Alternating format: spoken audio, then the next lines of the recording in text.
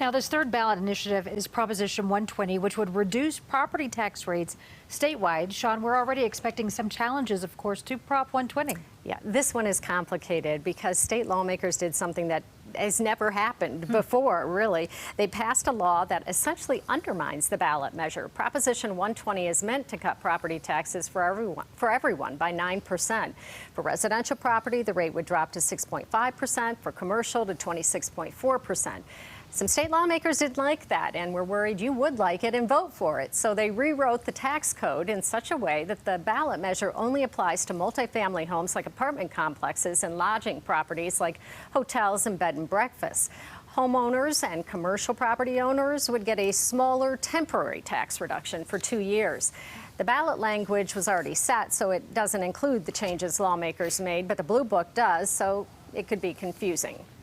And I think that one actually is going down at this point. Last I looked, I'm not sure we have the results right now, which is kind of surprising. Yeah. Well, something else that was involved in this was trying to come up with an additional money to kind of help low-income people, maybe low-income seniors and veterans stay in their homes, which is they're really trying to reach out to provide some assistance to those folks. Right. Allow the state to keep some of that money and use it for that homestead tax. Yes, those property values keep going up. Right. You know, some of these folks on fixed incomes can't afford to live in my house anymore. Absolutely. Right. It is a big problem. So it doesn't look like it's going to pass, but we had talked about if it did pass, there would probably be legal action to stop it, right?